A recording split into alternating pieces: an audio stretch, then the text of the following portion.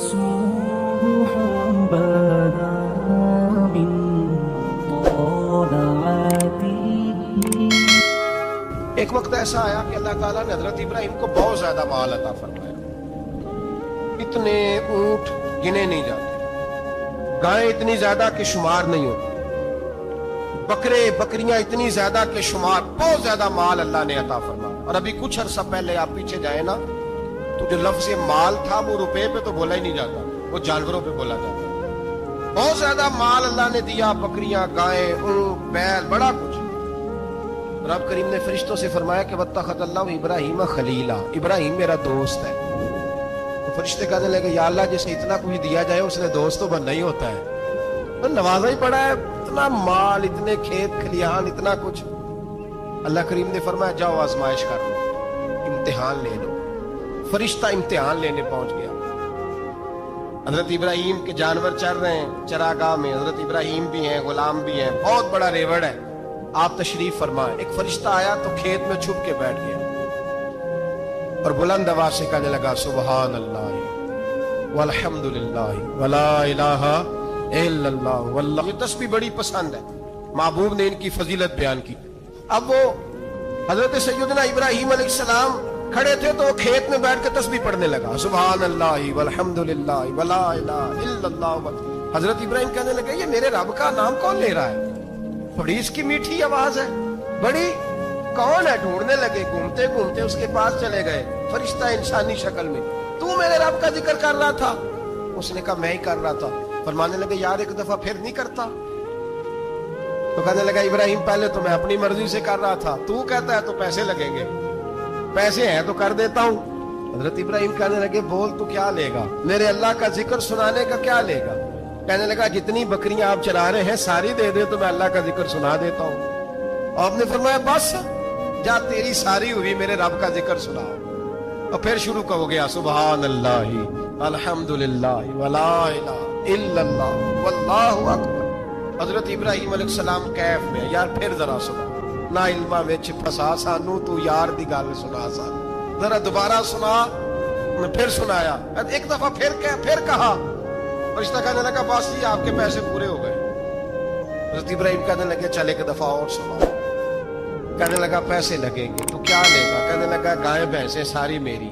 فرمایا بس یار اتنی قیمت، تو سنا صحیح، سارا کچھ ہی تیرا. پھر شروع ہو گیا سبحان اللہ والحمدللہ ولا الہ الا اللہ واللہ اکبر. گائیں دے دی، بھینسیں دے دی، وہ ذکر سناتا ہے. حضرت ابراہیم کبھی مچلتے ہیں، کبھی روتے ہیں، کبھی آہیں پڑھتے ہیں. تو میرے رب کا نام لے رہا ہے، ذرا پھر سے لے. کیف جاری ہے. کہنے لگا بس بھائی. حضرت ابراہیم فرمانے لگے تو اور لے لے جو لینا ہے، مجھے ذکر سنا. اس نے کہا ابراہیم بکریاں میں لے چکا، گائے بھینسیں میں لے چکا، اونٹ رہ گئے، سارے لے لوں گا پھر ذکر سناؤں گا. فرمایا جا تیرا ہوا تو ذکر سناتا رہ، میں دیتا ہوں. دے دیا، کچھ دیر ذکر کیا تو اب خاموش ہو گیا. حضرت ابراہیم خلیل اللہ علیہ السلام فرمانے لگے ذکر سنا. کہنے لگا ابراہیم اب تیرے پاس دینے کو کیا ہے؟ ہر چیز تو میں لے چکا. آپ فرمانے لگے یہ گائے بھینسیں بکریاں چرانے کے لیے تجھے کوئی نوکر ملازم بھی تو چاہیے نا. تو اس طرح کر مجھے رکھ لے، میں روٹی نہیں مانگوں گا، کھانا نہیں مانگوں گا، تو اللہ کا ذکر سناتا رہنا، میں تیرے جانوروں کی نوکری کرتا رہوں گا. حضرت ابراہیم علیہ السلام نے جب یہ کہا نا، فرشتے کی آنکھوں میں آنسو آ گئے. تر دامنی پہ شیخ ہماری نہ جائیے، ہم دامن نچوڑ دیں تو فرشتے وضو کریں. فرشتہ رو پڑا اور کہنے لگا ابراہیم مجھے سینے سے لگاؤ، آپ واقعی اس قابل ہے کہ اللہ آپ کو اپنا دوست بنائے، واقعی اس قابل ہے کہ رب آپ کو اپنا. حضرت ابراہیم علیہ السلام کا خدا سے محبت کرنے کا نرالا انداز. حضرت ابراہیم بہت بڑے مہمان نواز تھے، صرف قربانی نہیں دیتے تھے، سارا سال بہت سارا لنگر، بہت سارا کھانا پینا، بہت ساری چیزیں جاری رہتی تھی. اور جتنے غریب لوگ تھے فلسطین کے، ان کو پتا تھا کہ حضرت ابراہیم علیہ السلام کا لنگر جاری ہے. فلسطین میں جب آپ کا قیام تھا، ایک دفعہ ڈھیروں مہمان آ گئے اور کھانے کو کوئی چیز نہیں. حضرت سارہ اور جناب ہاجرہ دونوں اس وقت موجود تھیں. وہ کہنے لگی ابراہیم بہت سارے مہمان آ گئے تو کیا کریں؟ جناب سارہ کہنے لگی کس طرح کر کے ان کی مہمان نوازی کریں. اور حالات یہ ہے کہ قحط پڑا ہوا ہے فلسطین میں، مصر میں، دور دراز علاقوں میں. حضرت ابراہیم کہنے لگے یہ अल्लाह के मेहमान है और हमें रब करीम का बंदा समझ के आ गए। अल्लाह ही बंदोबस्त करेगा। फरमाने लगे मेरा मिस्र में एक दोस्त है, वो कैद के दिनों में गल्ला जमा कर लेता है, मैं उसकी तरफ पैगाम भेजता हूं, मुझे उम्मीद है वहां से गल्ला मिलेगा। 2 3 5 ऊंट वाले गुलाम बुलाए और उनको कहा कि जाओ गल्ला ले आओ मिस्र के दोस्त से। वो लोग कहते हैं हम गल्ला लेने गए, वहां जब पहुंचे तो हजरत इब्राहिम खलीलुल्लाह अलैहिस्सलाम का पैगाम दिया तो आपका वो दोस्त कहने लगा गल्ला तो बेशुमार था, मुझे खबर नहीं थी कि हजरत इब्राहिम का पैगाम आएगा, तो मैं तो सारा तकसीम कर चुका हूं, लोग ले गए, अब तो कोई शय नहीं। अब वो खाली आ गए पांचों के पांचों ऊंट। जब खाली आए तो हजरत इब्राहिम की हवेली की दीवारें छोटी छोटी थी। उन गुलामों में से, खादिमों में से, आपके उन चाहने वालों में से एक कहने लगा यार वो गरीब तो इंतजार कर रहे होंगे कि गल्ला लेने गए, हमें रोटी मिलेगी। छोटी छोटी दीवारें हैं, वो जब देखेंगे ना खाली आ गए तो उन्हें तकलीफ होगी। इस तरह करो बोरियों में रेत भर लेते हैं, रेत भर के ले जाते हैं, बाद में अंदर रख के उन्हें समझा बहला लेंगे या हजरत इब्राहिम को बताएंगे, वो खुद ही उन लोगों की दिलजोई फरमाएंगे। अब गल्ला की जगह रेत भर के ऊंटों पे रख के लाई गई, लाके बोरियां जब रख दी गई, हजरत इब्राहिम अलैहिस्सलाम दोपहर के वक्त आराम फरमा रहे थे। बीबी सारा उठी, कहती है जब मैंने देखा ना कि बोरियां पहुंच गई हैं तो गई, गुलाम को साथ लिया और उसको जब खोला ना तो कहती इतनी हसीन गंदम मैंने पहले कभी देखी नहीं थी, इतना प्यारा दाना मैंने कभी मुलाहिजा ही नहीं किया था। फरमाती हैं जब उसको पीस कर चक्की में रोटियां पकाई तो खुशबू दूर दूर तक फैल गई, आला ग़िज़ा बनी, बड़े बड़े खाने बीबियों ने मिलके पकाए, चुन दिए गए। हजरत इब्राहिम उठे तो लोग खाना खा रहे, सजदा शुक्र अदा किया और जब सजदे में गए तो वही आने लगे, फिर रोने लगे। जब पलट कर बाहर तशरीफ लाए तो जनाबे सारा कहने लगी इब्राहिम तुम्हारा मिस्री यार बड़ा अच्छा है, उसने इतनी आला गंदम भेजी है कि इतनी तो मैंने प्यारी गंदम कभी देखी नहीं। जनाबे इब्राहिम मुस्कुराए, फरमाने लगी सारा ये मिस्री यार ने नहीं भेजी, ये मेरे अर्शी यार ने भेजी है, ये मेरे अर्शी यार ने भेजी। भाई मेहमान नवाजी मिजाज था, हाथ लुटा देना मिजाज था, दूसरों की अश्कशोई मिजाज था। हजरत इब्राहिम अलैहिस्सलाम का तरीका है कुर्बानी, हुजूर ने उनका तरीका बयान किया। अगर साल के बाद कुर्बानी देना उनका तरीका है तो सारा साल गरीबों को रोटी देना भी हजरत इब्राहिम का तरीका है, सारा साल गरीब की नौकरी करना यह भी हजरत इब्राहिम का तरीका है, भूखे को खाना खिलाना यह भी। मेरे मुस्तफा करीम सैयद आलम सल्लल्लाहु अलैहि वसल्लम से सहाबा ने पूछा हुजूर बेहतरीन मुसलमान कौन है, बेहतरीन मुसलमान? तो हुजूर ने फरमाया जो सलाम लेने में पहल करे और गरीब को रोटी खिलाने में सबसे अच्छा हो, वो बेहतरीन मुसलमान है, जबरदस्त मुसलमान। हमारे यहाँ दावतें होती हैं तो अमीरों की, इफ्तारियां हैं तो अमीरों की, और मेरे मुस्तफा करीम अलैहिस्सलाम ने फरमाया बदतरीन दावत है जिसमें अमीर बुलाए जाए गरीब ना बुलाए जाए, वो बदतरीन दावत हजरत इब्राहिम का तरीका रहा, सारी जिंदगी मेहमान नवाज। मेरे भाई यही मोहब्बत उन्हें मेरे मुस्तफा से भी थी। एक नबी घर बना रहा है, दूसरा बनवा रहा है। हजरत इस्माइल अलैहिस्सलाम पत्थर उठा उठा के ला रहे हैं, जनाब इब्राहिम बना रहे हैं। जब खाना काबा बन गया तो कहने लगे रब्बना वब्अस फीहिम रसूला, ऐ अल्लाह अब इसे बसाने के लिए अपना आखिरी रसूल भी अता फरमा। नबी पाक फरमाते हैं मैं दुआ हूं हजरत इब्राहिम की, और हजरत इब्राहिम से रब करीम ने फरमाया चल इब्राहिम कोई चीज दे, तो कहा या अल्लाह तीनों ही तेरे नाम पे कुर्बान करता हूं, तेरी हुई सारी, हर शय तेरी। हजरत इब्राहिम ने दीन के लिए आप शहर बाबुल के करीब पैदा हुए, वहां से मिस्र आए, मिस्र से फलस्तीन आए, और फलस्तीन से आकर के काबा आबाद फरमाए। जिंदगी सफरों में गुजरी, सफर एक तकलीफ वाली चीज है, पर हजरत इब्राहिम ने वतन छोड़ दिया, घर छोड़ दिया। जान बड़ी अजीज होती है, तो हजरत इब्राहिम ने जब दीन के लिए निकले तो जद्दोजहद की, घर के अंदर भी घर के बाहर भी।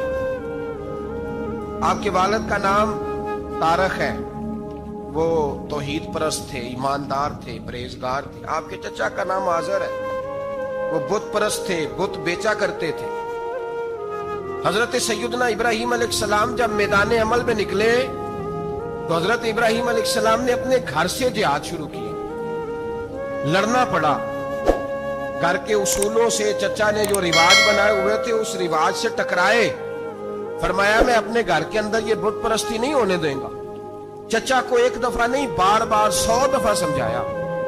आपका चचा बुत बना के बेचा करता था। हजरत इब्राहिम अलैहिस्सलाम थोड़े बड़े हुए तो कहने लगा कि चलो मेरे साथ, तुम भी बुत बेचने हैं, हमारा कारोबार है। हजरत इब्राहिम साथ निकले तो बुत पकड़ा है, गंदे पानी के अंदर उस बुत को डुबोते हैं, कहते हैं किसी ने खरीदना है तो खरीद लो, ना ये नफा दे सकता है ना नुकसान दे सकता है।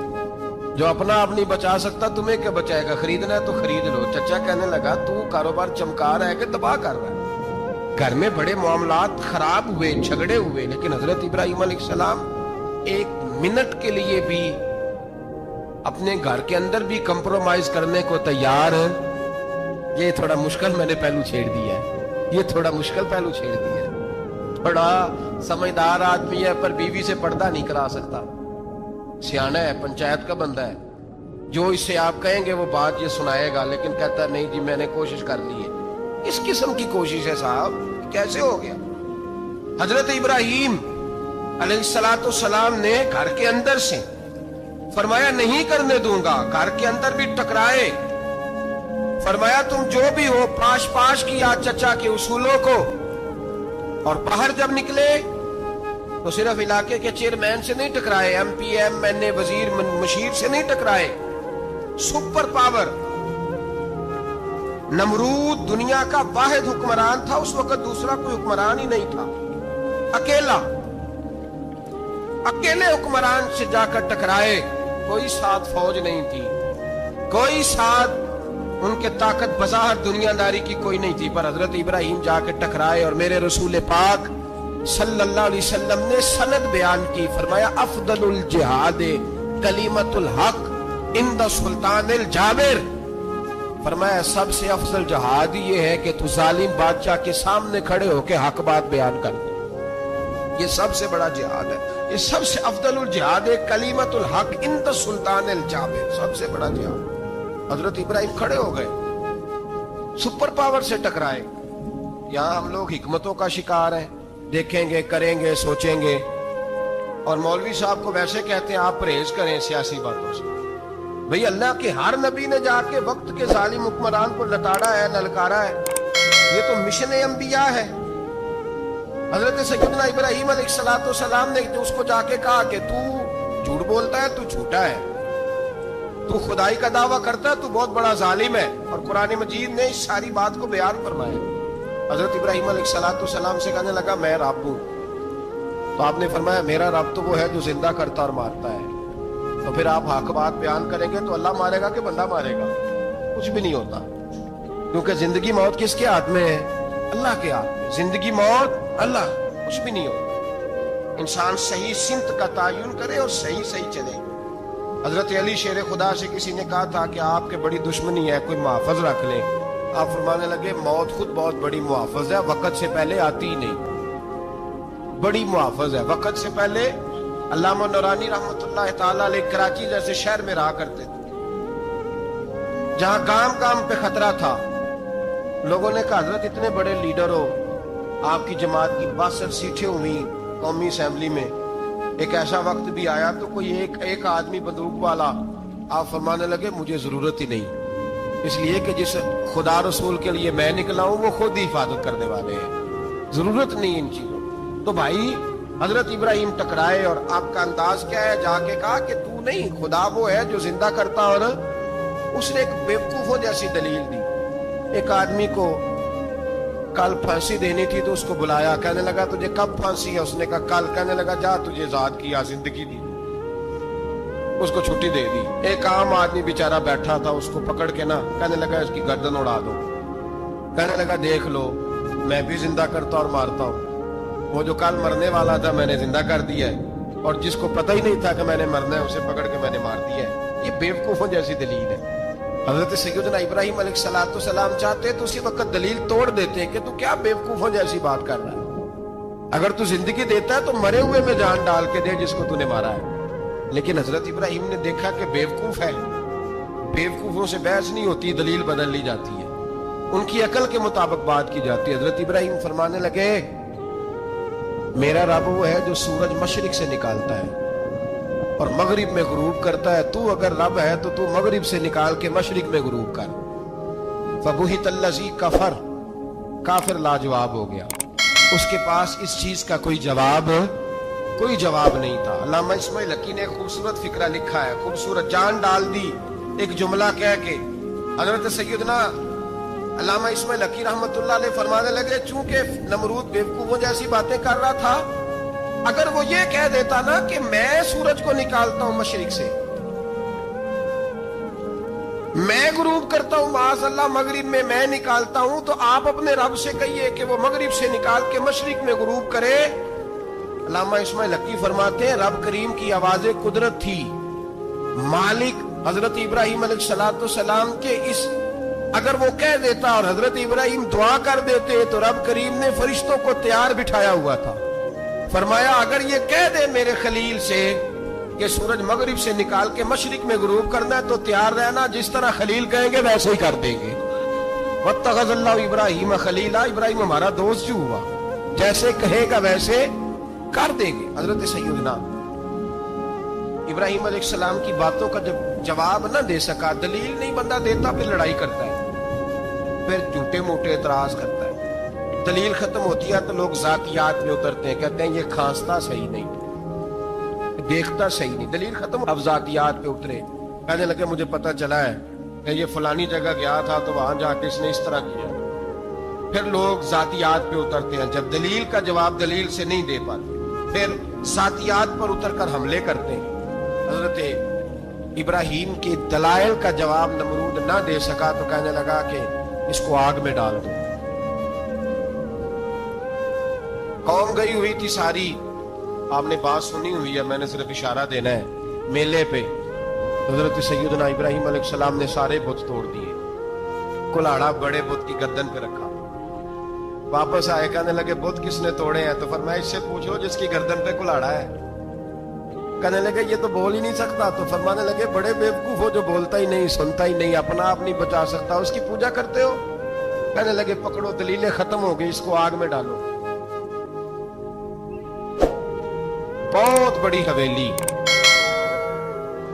45 فٹ مربع پہ مشتمل ایک حویلی بنائی گئی اور 45 فٹ اونچی.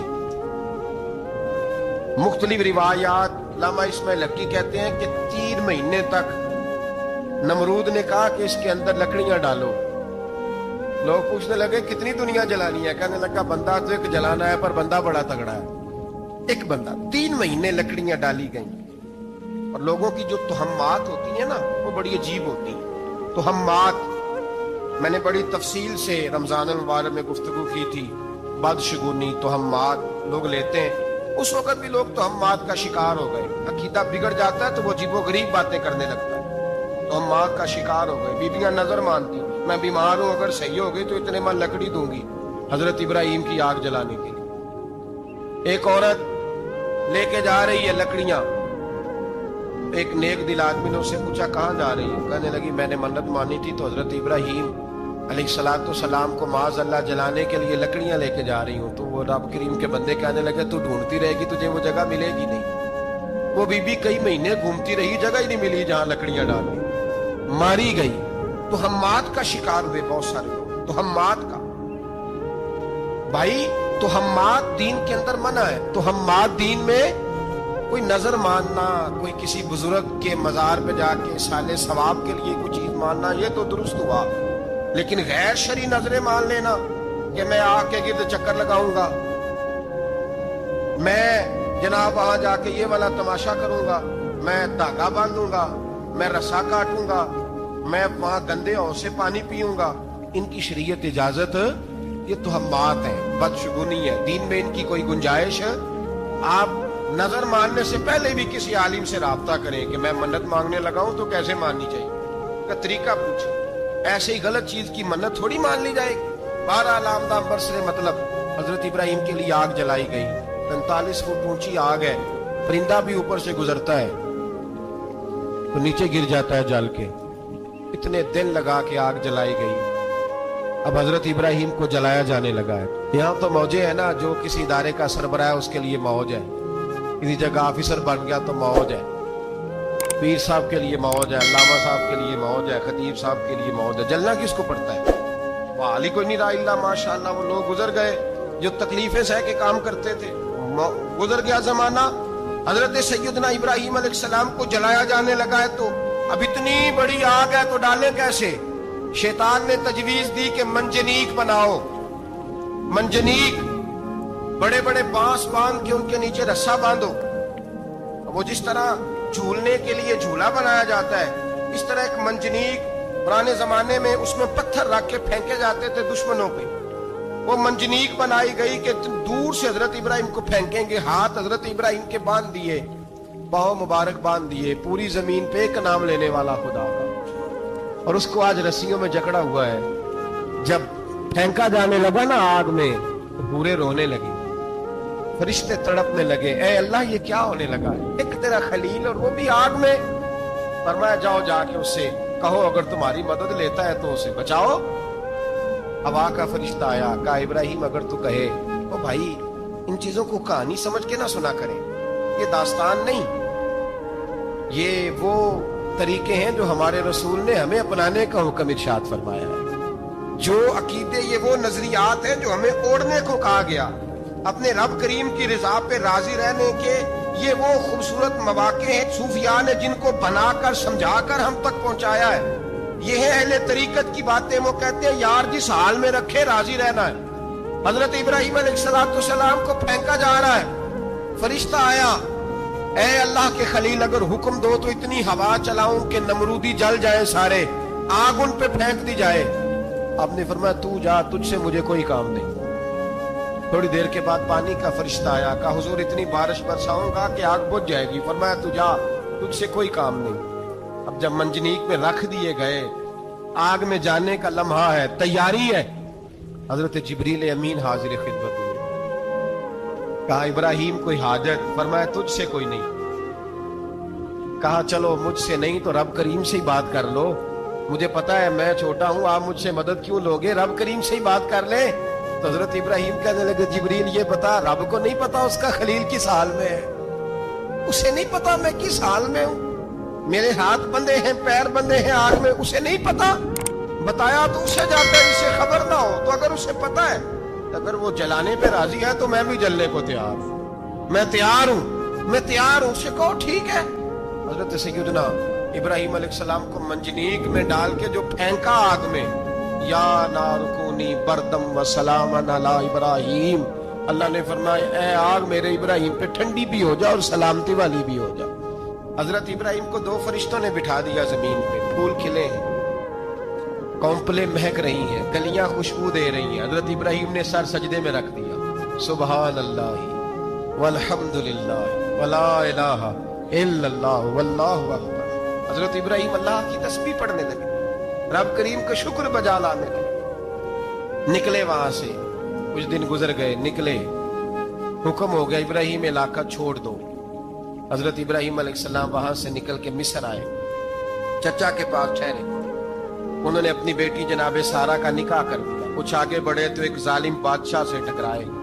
اس نے ایک شہزادی, ایک بادشاہ کی بیٹی قید کی ہوئی تھی, جناب ہاجرہ نام تھا, ان کو قید سے چھڑا کے ساتھ لائے. حضرت لوط علیہ السلام بھی ساتھ. یہ 4 لوگوں کا قافلہ چلا, فلسطین میں جا کے پڑاؤ ڈالا, گھر بار چھوڑا, تبلیغ شروع ہوئی. حضرت ابراہیم کے گھر میں 2 خواتین ہیں, ایک آپ کی بیوی ہیں, ایک حضرت ہاجرہ ہے. اولاد کوئی نہیں, بڑا میوہ ہے میٹھا. گھر وہی آباد ہوتا ہے جس میں بچے روتے ہیں, گھر ہوتا ہی وہ ہے جس میں بچوں کی چنچناہٹ ہوتی ہے, بھن بناہٹ ہوتی ہے. حضرت ابراہیم نے ایک بچہ روتے ہوئے دیکھا تو آنکھوں میں آنسو آئے, کہنے لگے ربی حب لی من الصالحین, یا اللہ مجھے بھی نیک اولاد عطا کر. حضرت سارہ نے سن لیا, کہنے لگی ابراہیم شاید میرے بطن سے تو آپ کو نصیب نہیں, ہاجرہ سے نکاح کر لو. جناب ہاجرہ سے نکاح ہوا. اللہ تو بڑا بے نیاز ہے, رب کریم نے حضرت اسماعیل جیسا خوبصورت بیٹا عطا فرمایا. بیٹا کالا سیاہ بھی ہو تو سینے کی ٹھنڈک ہوتا ہے, پر یہ تو وہ بیٹا ہے جس کی پیشانی میں نور محمدی چمکتا ہے صلی اللہ علیہ وسلم. حضرت سیدنا اسماعیل علیہ اتنے خوبصورت. اب جس بیوی کے ہاں بیٹا تھا, بیٹھنا اٹھنا بھی زیادہ اس کے پاس, آنا جانا بھی اس کے پاس, توجہ ادھر ہو گئی. جناب سارہ رشک کرنے لگی. ایک دن کہنے لگی اسے چھوڑا جنگل میں, وادی غیر ذی زرع مکے کے پاس. بھائی ایک بیٹا عالم دین بنا لو, کہنے لگا روٹی کہاں سے کھائے گا؟ تیرے 5 بیٹے ہیں, کو حافظ قرآن بنا, کہتے روٹی کہاں سے کھائے گا؟ وہ بچہ بھی کہتا ہے میں کہاں سے کھاؤں گا. حضرت ابراہیم علیہ السلام تو چند مہینے کا بچہ چھوڑ آئے, تو کہاں سے روٹی کھائی حضرت اسماعیل؟ کہاں سے کھائی ان کی اماں نے روٹی؟ بھوکے مر جاتے ہیں یہ سارے. میں بڑی ذمہ داری سے کہا کرتا ہوں کہ جتنی خوبصورت روٹی اللہ کریم دین کے خادموں کو عطا کرتا ہے شاید کسی اور کے نصیب ہوتی ہے, لیکن ہم لوگ توجہ ہی نہیں کر رہے. ہمارا ذوق ہی نہیں بن رہا, ہم یہ محنت ہی نہیں کر رہے کہ قوم کو مستند علماء کی ضرورت ہے, علاقوں کے علاقے خالی ہیں, ادھر ہمارا مزاج ہی نہیں بن رہا, توجہ ہی نہیں دین کی خاطر. اور پھر چلے بچے تو بعد کی بات ہے نا, جو ابھی خود جوان ہے وہ بھی تو یہ دعا. ایک صاحب مجھے کہنے لگے میں دعا مانگ رہا ہوں اللہ مجھے بیٹا دے تو میں اسے دین پہ لگاؤں گا. تو میں نے کہا آپ بھی بوڑھے نہیں ہوئے, آپ خود ہی لگ جائیں. بیٹا تو ابھی آئے گا تو لگے گا نا, تو آپ تو اس وقت ہیں تو آپ تو پہلے لگے نا صاحب. 2 گھنٹے تو نکال کے آئے, دین سیکھنے کو کافی ہے. آپ اتنی لمبی سوچ رہے ہیں کہ بچہ آئے گا تو بڑا ہوگا تو وہ جائے گا تو دیکھی جائے گی. ابھی تو آپ ہیں تو آپ تو آؤ. حضرت ابراہیم نے بچہ وہاں چھوڑا. یہاں سے جو عمرہ کرنے لوگ جاتے ہیں نا, جو حج کرنے جاتے ہیں, ان کو پتا ہے کہ وہاں دنیا کی ہر نعمت ملتی ہے, پھر بھی ڈبل ٹرپل پیسے لوگ جیبوں میں ڈال کے جاتے ہیں. حضرت ابراہیم جب وہاں لے کے گئے تو کوئی انسان نہیں تھا, پانی کا قطرہ نہیں تھا, 2 کلو کھجوریں, 1 مشکیزہ. بیوی کو تھمایا. ہمارے گھر میں ہزاروں چیزیں پڑی ہیں, لیکن وہ جو توکل ہے نا وہ ختم ہو گیا ہے. اللہ دے گا, حلال حلال پہ قناعت کرے, جائز جائز پہ بھروسہ کرے, رب کریم عطا کرنے والا ہے, وہ مزاج ختم ہو گیا. حضرت سیدنا ابراہیم علیہ السلام 2 کلو کھجوریں, 1 مشکیزہ پانی کا دے کر کے, اور وہاں بٹھایا آپ نے اپنے بچے کو اور اپنی زوجہ جناب ہاجرہ کو, اور بٹھا کر کے یہ واپس پلٹنے لگے تو حضرت ہاجرہ سلام اللہ علیہ نے آواز دی, کہا ابراہیم کس کے سہارے پہ چھوڑ کے جا رہے ہیں؟ جہاں آب زمزم کا کنواں ہے نا, جو لوگ گئے ہیں جنہوں نے صفا مروہ کی صحیح کی ہے, صفا مروہ سے باہر نکلے نا, سرکار کی ولادت کا مقام ہے, اس جگہ پہ آب زمزم کا کنواں تھا. وہاں حضرت سیدنا ہاجرہ کو بٹھایا, کوئی چیز نہیں, کوئی درخت نہیں, کوئی کھیت نہیں, کوئی پانی نہیں, کوئی کنواں نہیں, وہاں بٹھایا اور بٹھا کر کے نکلنے لگے تو جناب ہاجرہ فرمانے لگے ابراہیم کس کے سہارے پہ چھوڑ کے جا رہے ہیں؟ کہنے لگے اللہ کے سہارے پہ. تو پاک باز بی بی نے ایک لفظ پوچھا, کہا ابراہیم یہ میرے رب کا حکم ہے, یہ میرے بس جن کا عقیدہ توحید مضبوط ہو ان کے لیے ایک جملہ کافی ہوتا ہے, یہ میرے اللہ کا حکم ہے؟ تو جناب ابراہیم علیہ السلام فرمانے لگے ہاجرہ ہاں رب کا حکم ہے. جب یہ لفظ کہے تو چاہیے تھا نا حضرت ابراہیم تسلی دیتے, تو بی بی صاحبہ تسلی دینے لگی, عرض کرنے لگی ابراہیم اگر اللہ کا حکم ہے تو پھر آپ ہماری فکر نہ کرنا, اگر یہ رب کا حکم ہے تو پھر ہماری فکر نہ کرنا. جس رب نے ہمیں یہاں تک پہنچایا ہے وہ ہمیں کبھی بھی ضائع نہیں فرمائے گا, پھر فکر نہ کرنا. حضرت ابراہیم آ گئے. یہ بات آپ نے سنی ہوئی ہے, اشارہ کرنا مقصود ہے. 13 سال میں چلے مان بھی لیا جائے بعض روایات کی روشنی میں کہ آتے جاتے بھی رہے, لیکن مکمل دیکھ بھال اپنے بچے کی پرورش میں پورا حضرت ابراہیم علیہ السلام کا کردار, سارا کردار ماں کا تھا. میں جب خواتین کے بارے میں کوئی بات کرتا ہوں تو میں آپ کو اکثر کہتا ہوں کہ یہ صرف بیوی کے لیے حکم نہیں ہوتا, یہ ٹریننگ بیٹی کو دینی اور بہن کو دینی ہے, یہ تربیت کرے اپنے گھر میں. میں تجربے کی روشنی میں یہ بات عرض کیا کرتا ہوں کہ بھائی بچے باپ کے فرما بردار اس وقت ہوتے ہیں جب اماں انہیں باپ کا فرما بردار کرتے ہیں, اور بچے باپ کے نافرمان بھی تب ہوتے ہیں جب اماں انہیں باپ کا. میں نے اپنے کانوں سے سنا ایک دفعہ ایک بچہ اپنے باپ سے کہہ رہا ہے آپ نے تو ساری زندگی باہر گزار دی, پیسے کمانا کون سا مشکل کام, دکھ سکھ تو سارے اماں نے برداشت کیے, اسکولوں میں وہ جاتی تھی, فلانا کام وہ کرتی تھی, فلانا کام. اب یہ سوچ اس کی ذاتی تو نہیں, یہ اس کو دی گئی ہے. اور اگر اس کو یہ سوچ دے دی جائے کہ اماں کہے کہ میں تو اپنوں میں رہی ساری زندگی, میں نے تو اپنوں میں وقت گزارا, اور تیرا باپ تو کئی دفعہ جنازے بھی نہیں پڑھ سکا, نے تو ماں باپ ایسے دفن کر دیے, وہ اگر یہ سوچ فراہم کرے تو پھر بچہ باپ کا فرما بردار ہوتا ہے. اور یہ والی روایتیں ہم بیوی کو سناتے ہیں हालांकि किसको सुनानी चाहिए? बोलिए, बहन और बेटी को। बहन और बेटी को सुनाएं ये बातें, उनको समझाएं, ताकि आगे जाके वो जो घर तरतीब दे वो घर बड़ा उम्दा और निखरा हुआ हो। हजरत सैयदना इब्राहिम 13 साल के बाद आए, चूंकि घर में अल्लाह तबारक व तआला की दोस्ती का चर्चा था, अल्लाह तबारक व तआला की महबूबियत का गलबा था। 13 साल के बाद फलम्मा बालगा माँ उसा, या बेटा जब इतना बड़ा हुआ कि साल चलने लगा, हजरत इब्राहिम ने अपने बेटे को बुला के कहा, बेटा मुझे ख्वाब आई है, मैं तुझे ज़िबा कर रहा हूँ, तेरी क्या रजा है? हजरत इस्माइल कहने लगे, या अबतिफ अल मा तुअमर, अब्बा जी अल्लाह जैसे हुक्म देता है मेरे साथ वैसे ही करें, जैसे अल्लाह हुक्म देता है वैसे ही, बोलिए, वैसे ही करें। हजरत हाजरा को कहा कि एक दोस्त ने दावत की है तो वहां जा रहे हैं। बीबी मुतमईन है, तफसीलात की जरूरत नहीं, खत्म बात, एतबार है, मुतमईन हो गई। शैतान पीछे से आया अम्मा के पास, जरा थोड़ी देर के लिए तसव्वुर जमाइए, यहां तो पड़ोसन आके को बात बता देती है खावंद के बारे में, तो कई महीने झगड़ा जारी रहता है। पड़ोसन मल्लेदार, शैतान ने आके बताया लफ्ज क्या है? कहा हजरा तुम्हें पता है कहां जा रहे हैं? कहा दोस्त की दावत में। तो कहने लगे दोस्त कौन है? रब करीम। और इब्राहिम का ख्याल है कि उस रब ने मुझे हुक्म दिया है कि मैं ज़िबा करूं। तो हजरत हाजरा कहने लगी कभी बाप भी बेटा ज़िबा करते हैं? शैतान कहने लगा उनका ख्याल है कि उनके रब ने हुक्म दिया है। जनाब हाजरा फरमाने लगी अगर रब ने हुक्म दिया तो फिर तू मुझे शैतान लगता है, तू मुझे शैतान लगता है। का क्या मतलब?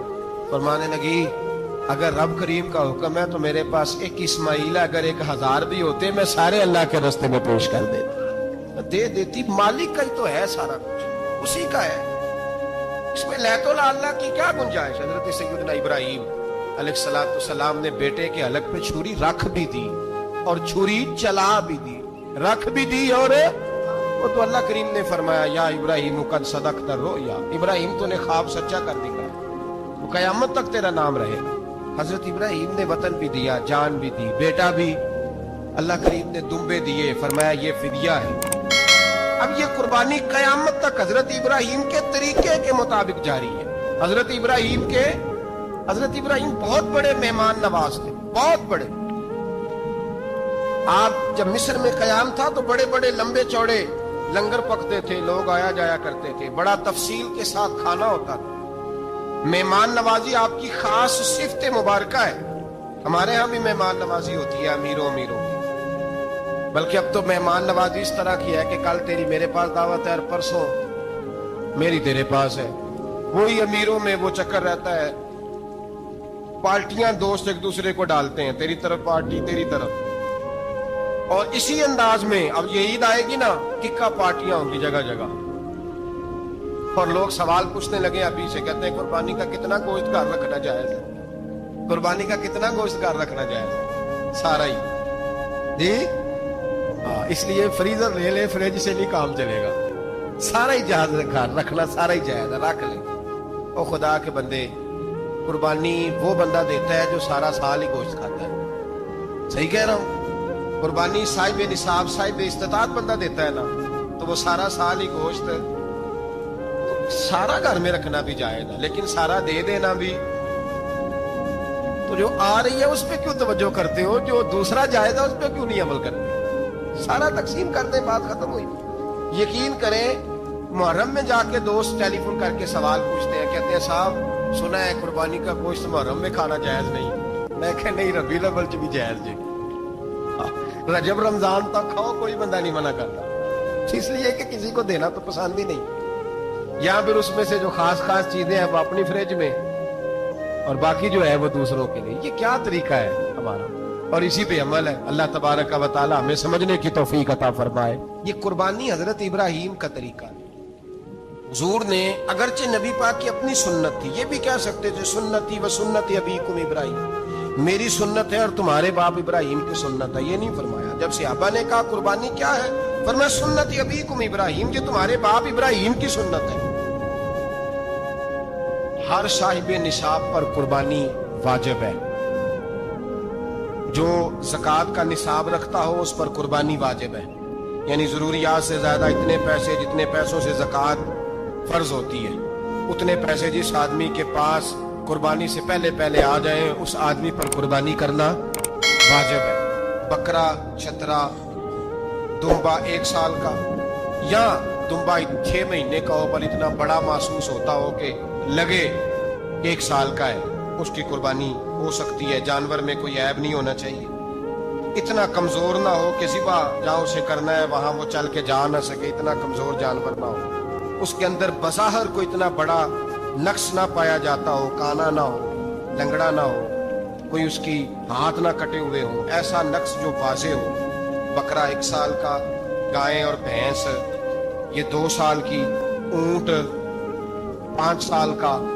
अब इसमें यह है कि हमारे बहुत सारे दोस्त, चूंकि हम देहाती लोग हैं, तो पूछते हैं कि दोंदा नहीं है तो चौगा नहीं है। तो ये हमारी पंजाबी की इस्तिलाहात है, पंजाबी की। शरीयत इस्लामिया ने साल बताए, ये तो हमने अपनी आसानी के लिए, या देहातों में जो माहौल था इस तरह का जानवर ले, खूबसूरत जानवर ले। जो निशाब है वो भी मैंने आपको बताया, लेकिन एक और पहलू भी है। नबी पाक सल्लल्लाहु अलैहि वसल्लम पे ज़कात कभी फर्ज नहीं हुई, कभी हुजूर पे ज़कात फर्ज नहीं हुई। नबी पाक सल्लल्लाहु अलैहि वसल्लम के पास इतना सरमाया कभी इकट्ठा हुआ ही नहीं कि ज़कात फर्ज हो। लेकिन नबी पाक के सहाबा फरमाते हैं कि मदीने के 10 सालों में अल्लाह के रसूल ने हर साल कुर्बानी फरमाई है, हर साल कुर्बानी दी। और जिस साल हुजूर हज करने गए उस साल अल्लाह के नबी ने 63 ऊंट ज़िबा फरमाए। और हुजूर सल्लल्लाहु अलैहि वसल्लम जब ऊंट ज़िबा करने लगते ना तो सहाबा कहते हैं ऊंट खुद दौड़ के हुजूर के सामने आके लेट जाता और नबी पाक उसे ज़िबा करते और फरमाते हैं एक दूसरे को धक्के देते ऊंट के, पहले मैंने जाना है ज़िबा होने के लिए, पहले मैंने। उन्हें पता था कि जो मुस्तफा के हाथों ज़िबा होगा वो तो दायमी जिंदगी पा जाएगा, यहाँ भी वहां भी जिंदा। 63 ऊंट ज़िबा किए। एक ऊंट में कितनी कुर्बानियां होती हैं? 7। अब 63 को 7 से ज़रब दोगे तो कितनी बनेगी? और फिर नबी पाक सल्लल्लाहु अलैहि वसल्लम ने 10 साल मदीना मुनव्वरा में कुर्बानी दी, हर साल। अब वो 63 ऊंट, एक ऊंट में 7 कुर्बानियां, हर साल यहाँ कुर्बानी। और मौला अली शेर खुदा फरमाते हैं नबी पाक 2 कुर्बानियां देते। मैंने कहा हुजूर 2 जानवर ज़िबा कर रहे हैं आप, तो हुजूर ने फरमाया एक मेरी तरफ से, एक मेरी उम्मत की तरफ से, गरीबों की तरफ से। और हज़रत अली को हुजूर ने वसीयत फरमाई तू 2 दिया करेगा। या रसूल अल्लाह सल्लल्लाहु अलैहि वसल्लम मैं गुलाम हूँ, खादिम हूँ। हुजूर ने फरमाया अली एक तूने अपनी देनी है, एक मेरी तरफ से देनी है। 2 कुर्बानियां। मौला अली ने भी सारी जिंदगी 2 कुर्बानियां दी। हजरत अली भी माल के निसाब नहीं थे, अपना मकान ही नहीं था, कोई कारोबार नहीं था, कई दिन फाके रहते थे, और कुर्बानियां कितनी देते थे? 2। हमारे पास वैसे अगर ससुराल में, मेके में, कजनों में कुछ शादी हो जाए तो 50-60 हजार का खर्चा बराबर है, तो पक्का है। और कुर्बानी की बारी गरीब हो गए, सारे गरीब हो गए। कहते नहीं यहाँ मुश्किल। और खुदा के बंदे अल्लाह के साथ तिजारत कर, उसके रास्ते में 1 देगा, रब तुझे 70 गुना इजाफा के साथ अता फरमाएगा। कुर्बानी माल के निसाब पे है।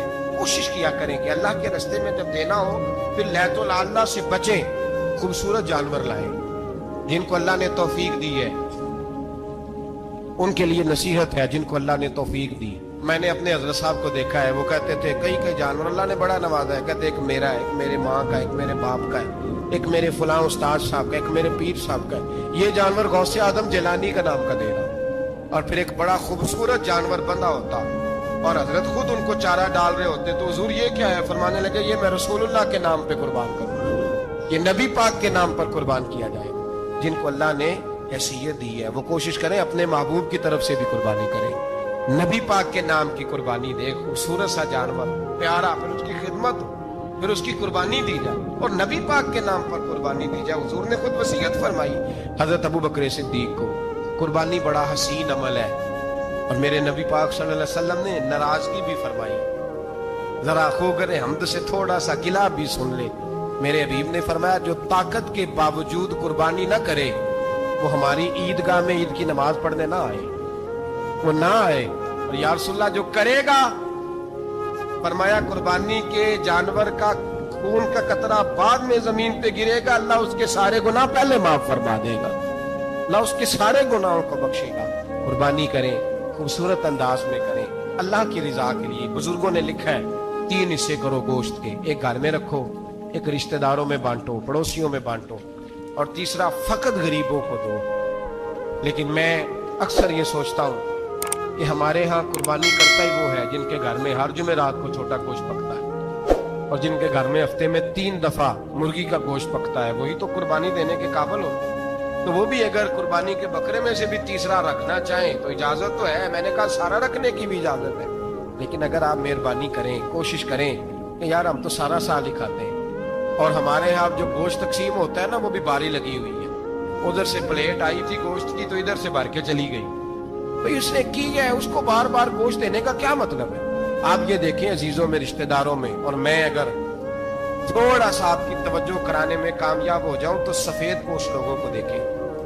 کچھ سفید پوش ہیں, سفید پوش جن کے اوپر قرضے ہیں, بیماریوں نے جکڑ لیا ہے, گھر میں بڑے بڑے سخت مریض آ گئے ہیں. سفید پوش پہلے دیا کرتے تھے, آپ ان سے پوچھتے ہیں صاحب قربانی, تو بات کو ٹالتے ہیں. وہ کہتے ہیں سوچ رہا ہوں کوئی حصہ اسا ڈال جائے. پردہ پوشی کرتے ہیں, کہتے ہیں کہیں حصہ رکھا ہوا, پردہ پوش. اکثر وہ لوگ قربانی نہیں دے پاتے, اکثر دیا کرتے تھے اب نہیں دے پا رہے. کیوں؟ اس لیے کہ مشکلات ایسی آ گئی. ان لوگوں کا خیال کریں, ان کے گھروں تک گوشت پہنچا کے آئیں, ان پر توجہ کریں. وہ سفید پوش آدمی کبھی ذکر نہیں کرے گا. کچھ تو ایسے ہیں جو خود پہنچ جاتے ہیں کہ ہمیں گوشت دیا جائے, لیکن کچھ سفید پوش ہیں لا یسألون الناس الحافا. اللہ فرماتے ہیں کچھ لوگ لپٹ لپٹ کے سوال نہیں کرتے, سفید پوشی کا بھرم رکھتے ہیں, کا مزاج نہیں. ان کی طرف دیکھیں, اپنے رشتہ داروں کو دیکھیں, خاص کر ان رشتہ داروں کو دیکھیں جن کا آپ کو پتا ہے کہ غریب ہیں, مجبور ہیں, ان کے گھروں میں گوشت بھیجیں. غریب بیٹیوں, غریب بہنوں کا خیال کریں, اس طرف متوجہ ہوں, ان کے ساتھ حسن سلوک کریں, اس طرف آپ لوگ خیال کریں.